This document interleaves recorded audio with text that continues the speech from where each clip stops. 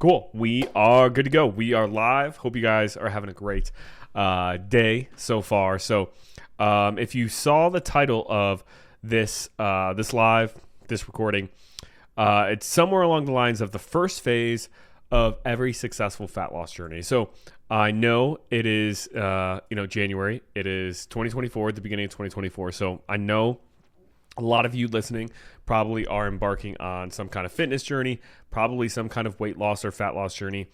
And what a lot of people fall into the trap of doing is jumping directly into some kind of diet, whether it's low carb, keto, intermittent fasting, or they jump into some kind of diet program, maybe even some program that's kind of disguised itself as being like a coaching program. Maybe it's Weight Watchers, maybe it's Noom, something where, okay, I'm going to eat less food in some way to attempt to lose weight or lose body fat. And a lot of these programs put you in too huge of a calorie deficit that's not sustainable. Put you in a spot where you're really restricting yourself of a bunch of foods that a lot of times that we actually enjoy, and it makes it very difficult to stick to long term, and we don't see the results right. But there are other downsides of directly going into a quote unquote dieting phase or a fat loss phase, especially with these types of programs that are typically quick fix programs. But even if you do a fat loss phase or a dieting phase, that is not necessarily like formatted in a quick fix manner. So let's say you were to even join our program or my program or some other kind of coaching program where a coach, actually takes you through a moderate calorie deficit, takes you through a reasonable fat loss phase. There are some downsides of immediately starting the fat loss phase right away. So if you have ever inquired about my coaching or our program, what that looks like, or if you've, watched a lot of these Facebook Lives or podcasts or listened to a lot of podcasts that I've done, you'll know that there are different phases that I take clients through. And phase one of our program is what I call the priming phase, and you can name it whatever you want.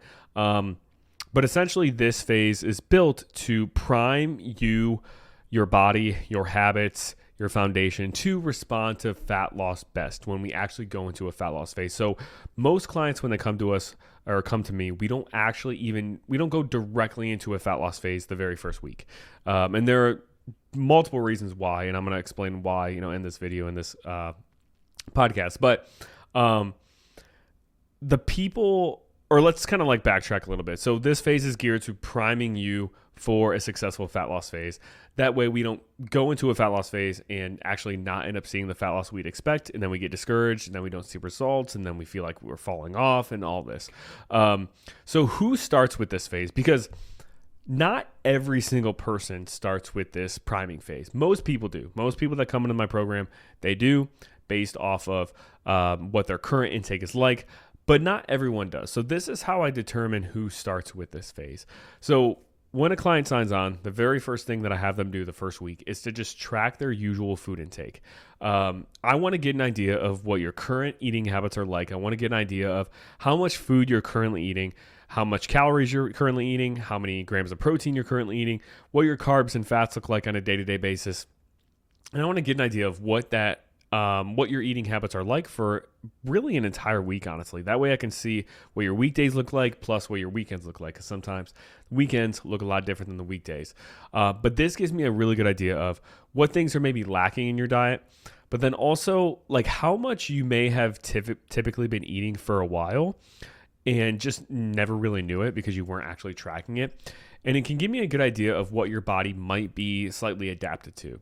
So if you've been eating really high calories for the past, multiple months, and, you track your usual food intake on this week and your calories are really high, then it tells me, okay, your body might be adapted to a higher calorie intake. So your metabolism might be slightly upregulated, which means a little bit increased from what its baseline would be, which in terms of like where you're at now isn't really a good thing, because we don't want to be eating more than what we burned or have a super high calorie intake more than what our body needs. But at the same time, it's actually kind of a good thing to where your metabolism is probably already adapted to a high calorie intake. So if we go directly into a fat loss phase, we can kind of actually maybe even skip that phase one. Not for everyone, but sometimes we can.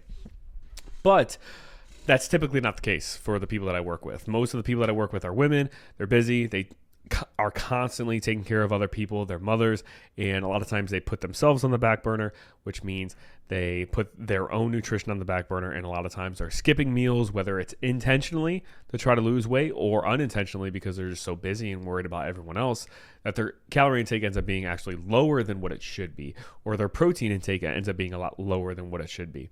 So that's where a lot of people end up coming to the program at, is where they're actually under eating for their goals, or maybe like Monday through Thursday, Monday through Friday, they're really under eating, but then maybe the weekend they are really overeating potentially, and they have this discrepancy. So, but I would say probably 90% of people that come into my program, if not more, when I have them track their food intake that first week, they are under eating. Now, sometimes because we are being more conscious that first week of just tracking our intake, sometimes it's not exactly what this client might have previously eaten the past few weeks, because they're just being more conscious because they're actually tracking and they joined the program.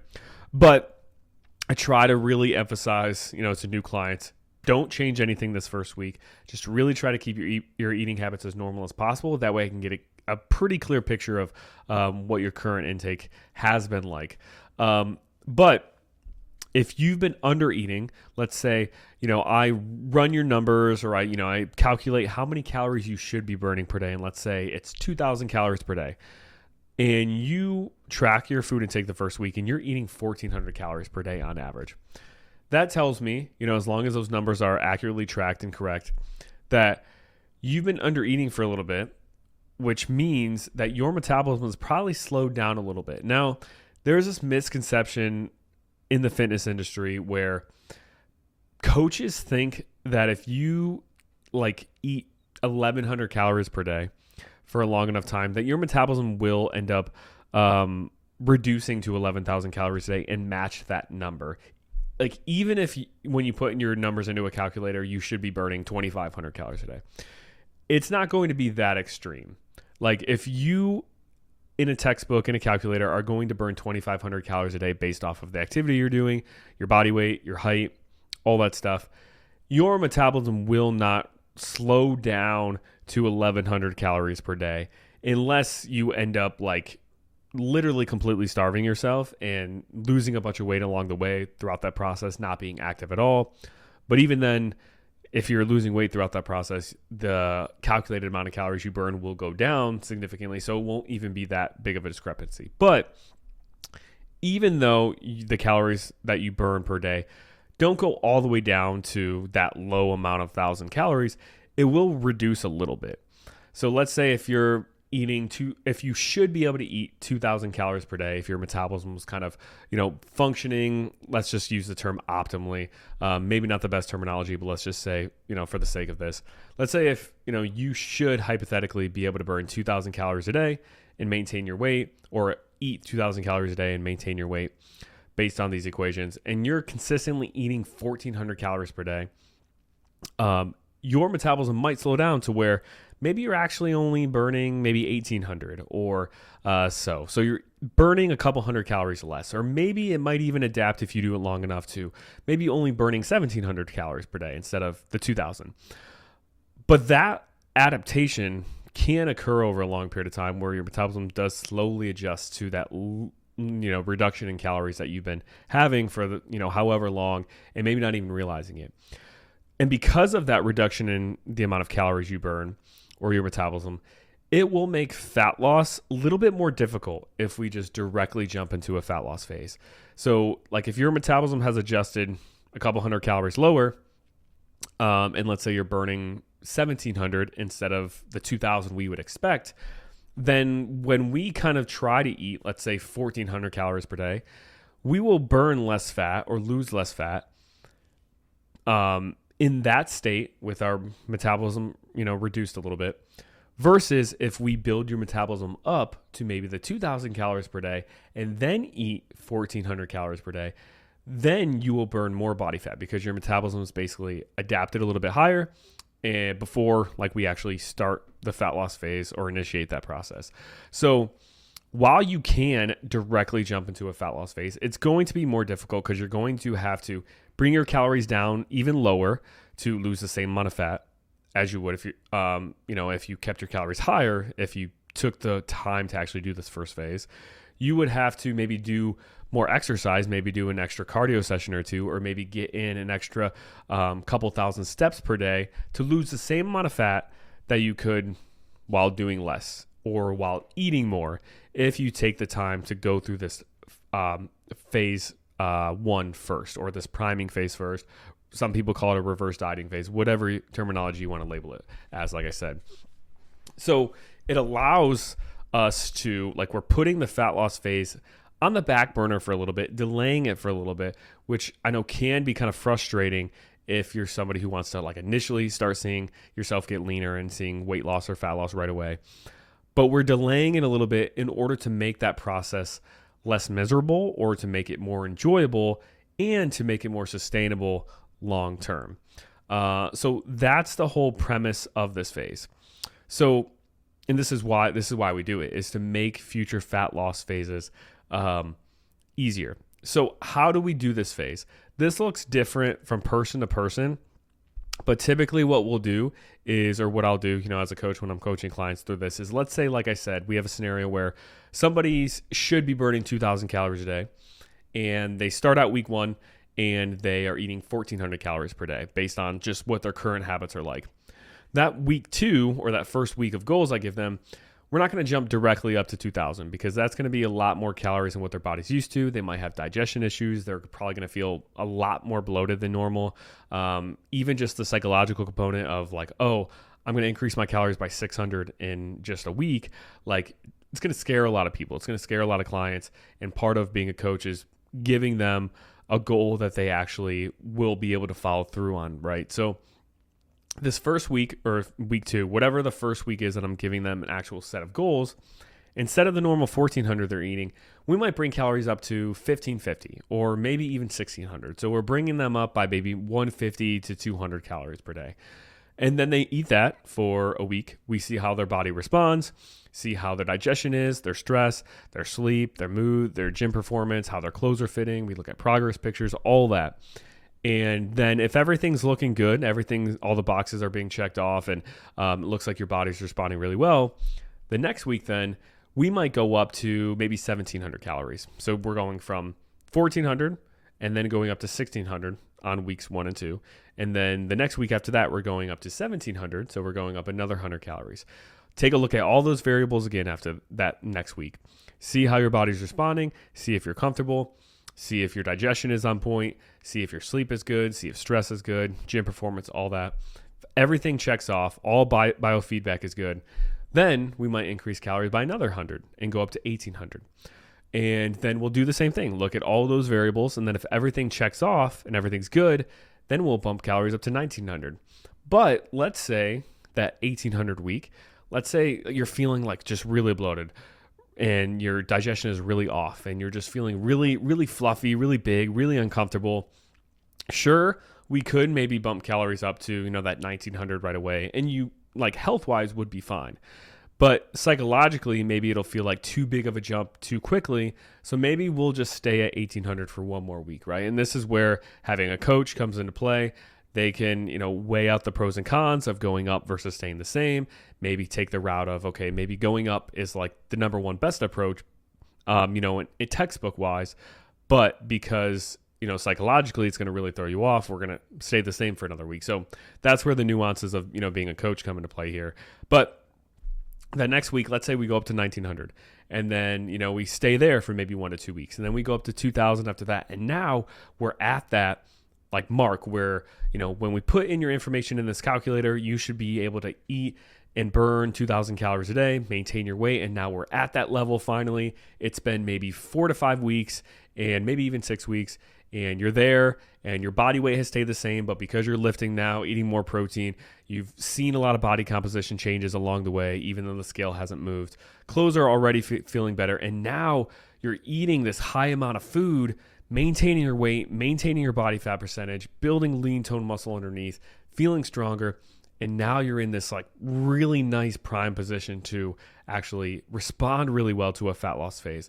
You know, your hormones are all in check, your hunger cues are good, your sleep is great, versus when you first started the program, you know, your hunger was really high, you're feeling sluggish, stress was down, you didn't really have that much muscle on your frame, you weren't feeling strong in the gym. And if we would have thrown you into a fat loss phase then initially, then you would be just adding extra stress on top of an already stressful situation, right? Like if you come into the program under eating, hunger's high, all those symptoms, your body's already really stressed.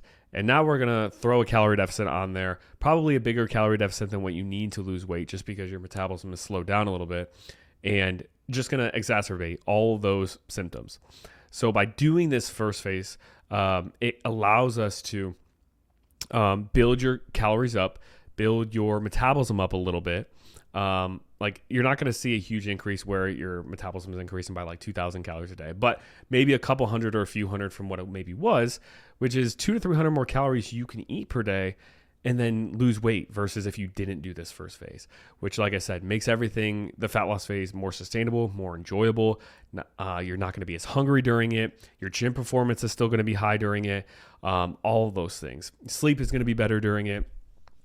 So that's like general quick bullet points of what this phase looks like. And this phase can really range person to person as far as how long it is.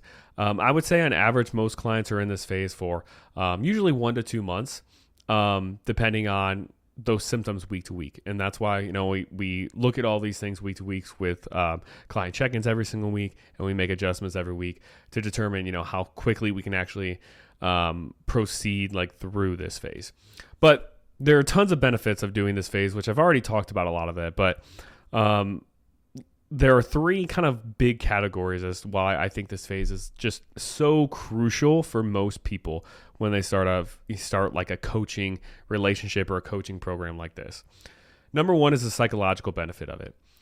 There's a psychological benefit of the process not feeling as overwhelming and hard right away, because as we increase your calories, for most people, the whole nutrition side of things will feel easier.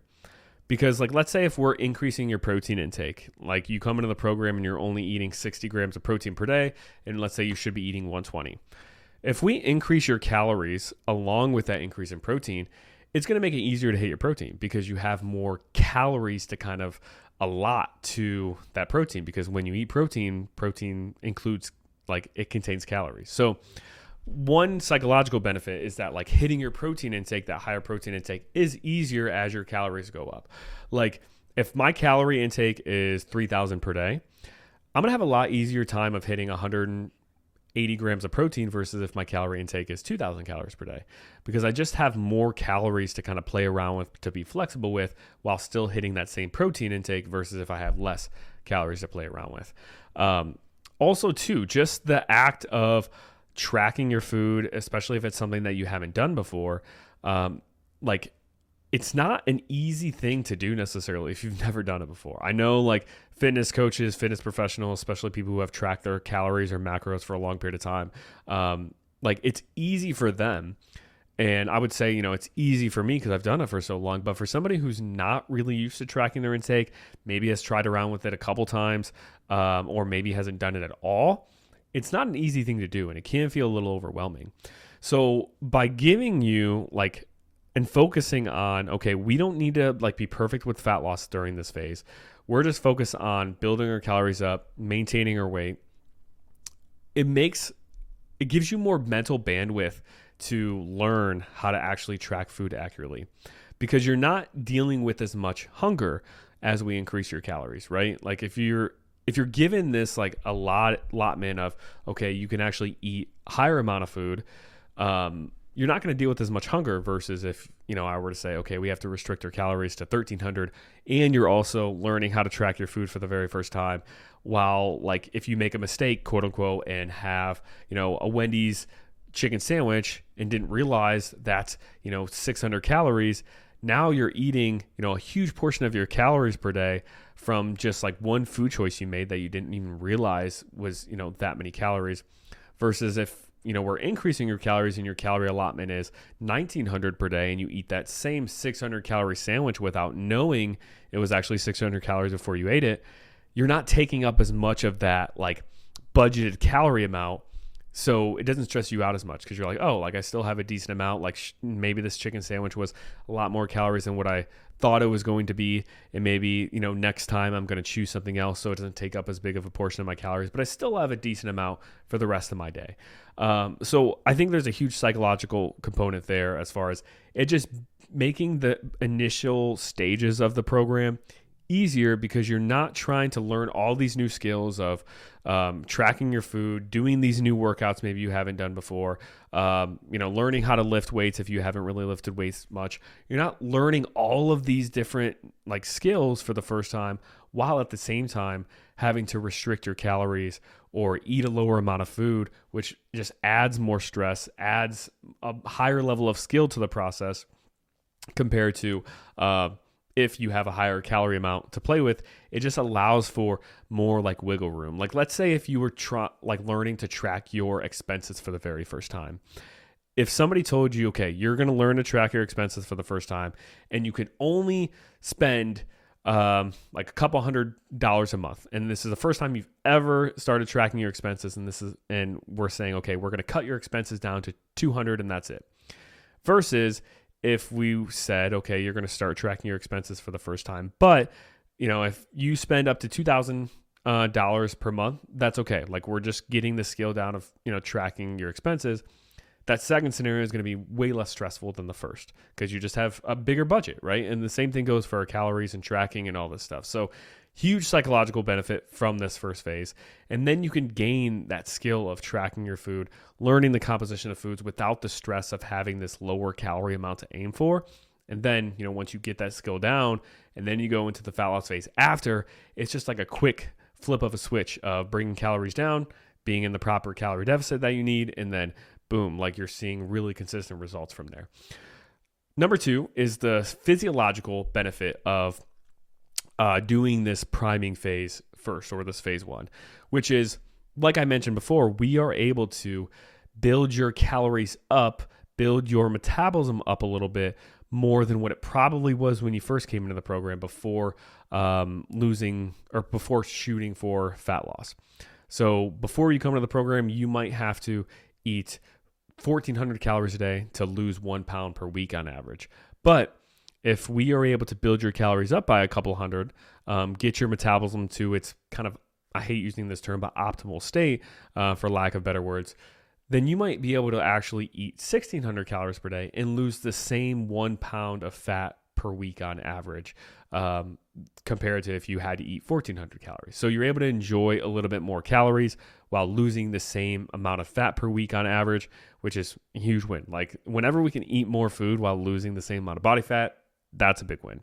But also too, another physiological benefit of this is you're going to put your body in a better state to build some lean tone muscle with this increase in calories, especially if you're just getting started with a lifting program. Like if you're joining our program and you haven't really lifted weights consistently, and I write out all my clients' programs and make sure they're structured so there's like built-in progression and they're, doing the right amount of sets and reps and all this stuff.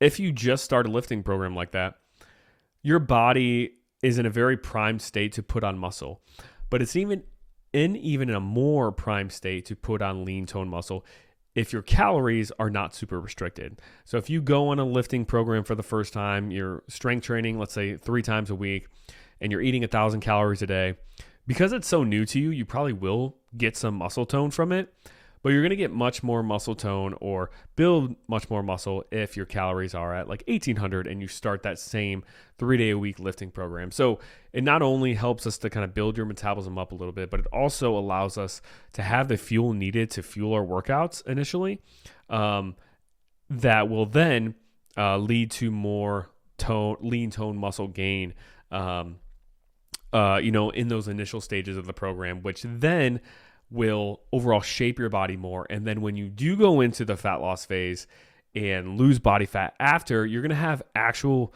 like lean toned muscle underneath that's going to pop through. Your muscle definition is going to be better. Your shape is going to be better. And you're going to have more of the look that you're actually aiming for. Like the most successful fat loss phases actually happen after you take some period of time to actually eat enough to purposely build muscle, because you just have more muscle underneath to kind of reveal in that sense. So another huge physiological benefit of that. And another psychological benefit that I just thought about connected to your workouts is you're going to be eating more food. So you're going to actually be getting the fuel you need to fuel your workouts better. So your workouts are going to feel more energized. You're going to feel stronger. You're going to actually make progress week to week on your lifts or on your exercises, which is going to make working out fun. Like so many people maybe not hate working out, but don't like it because they're so used to every time they go to work out or get on a consistent exercise routine, they're so used to drastically cutting calories at the same time. So they're going into their workouts every single time, feeling like crap, feeling tired, feeling sluggish, and it makes the workout process not fun. Like I wouldn't enjoy going in to do my workouts for an hour or an hour and a half if I was feeling really tired and sluggish and fatigued all the time. So it also allows you to kind of eat more food, fuel those workouts, so you actually learn to fall in love with working out maybe, or like learn to enjoy it because you actually feel good while trying to do it. So just wanted to touch on that psychological benefit too really quickly. But then there's an also really big benefit of it, which I would say is more like a coaching benefit on my side, which is it allows me to see how your body responds to an increase in calories of this much, or an increase of calories in that much. Or it allows me to see, oh, like Jenna is actually maintaining her weight perfectly, even though we increase calories by a couple hundred. So it tells me, oh, like her body's responding really well, which means her body responds really well to increases in calories. Or it also allows me to see, okay, if I increase calories by a couple hundred, and let's say she's actually still losing weight or she starts losing weight, it tells me, if she's losing body fat, eating this amount, even though we've increased calories a little bit, it tells me when we go back into a fat loss phase, maybe that same calorie amount that we were at, in this scenario I'm describing, we could go back to and lose body fat there. So every week I see your intake be consistently a certain amount of calories, and I see your body responding in this certain way. I'm able to take note of that, which I have notes on all my clients, have a huge spreadsheet where I'm monitoring all this stuff. But I'm able to see, oh, Jenna's responding to 1,800 calories this way. So when we go into a fat loss phase, if we mimic 1,800 calories, she will respond similarly, and maybe that's the response that we want. Or maybe, this certain person responds this way to this many calories. So it allows me to see exactly how your body is responding to small or big adjustments, which allows me to then pinpoint the perfect formula that we need for you. And like this is, I could go down a big rabbit hole of how cool this is, but also how important this is. But like I'm able to, when I work with clients for a long period of time and they're super consistent and, we get a plan that works for them, we're able to really like dial in, okay, if Hannah eats this many calories, she's going to consistently gain weight at this rate. If she eats this many calories, she's able to maintain her weight at this rate. If she eats this many calories, she's able to lose weight at this sustainable rate. And then if she maybe eats this amount of calories for too long, then her body starts to feel sluggish, her hunger increases, her sleep starts to get worse, sleep quality at least. And then maybe we need to do a diet break or something to like that, or a maintenance period to bring her calories up to reverse that. But I'm able to learn so much about how the client's body responds through this first phase too, which then makes going to a fat loss phase not as much of a guess. Because if we don't do this first priming phase, I'm kind of throwing you into a fat loss phase without even not like having any prior knowledge of how your body might respond to it, where this priming phase gives me some prerequisite knowledge of seeing how your body responds to specific increases or decreases in calories. And it allows us to just get further on to finding that perfect formula for you to see consistent results, forever, really. Now, obviously, like, if your lifestyle changes or a situation in your life changes where maybe, you're not working out as much or this or that, like it could change what that formula looks like then. So that's why it's important to, have a coach ongoing through, your entire life, but maybe not entire life, but like through, a good portion of life circumstances until you know how to actually make these adjustments on your own. But it just really allows me as a coach to see how your body responds to each adjustment, which then allows me to then coach you through the fat loss phase even better. And it also allows me to like get to know you a little bit more, learn how your mind kind of ticks a little bit more, allows me to see, okay, what obstacles are you running into as we increase calories, and how will these obstacles maybe come up in the future when we enter a fat loss phase. So I'm able to see all of these different obstacles that might come about before we even get to the fat loss phase, so we can kind of prepare for those obstacles beforehand, before they even pop up too. And it also too allows you to learn the skill of tracking and going to the gym, and learn just consistency with your steps, with the gym, with your food before reducing calories in a fat loss phase.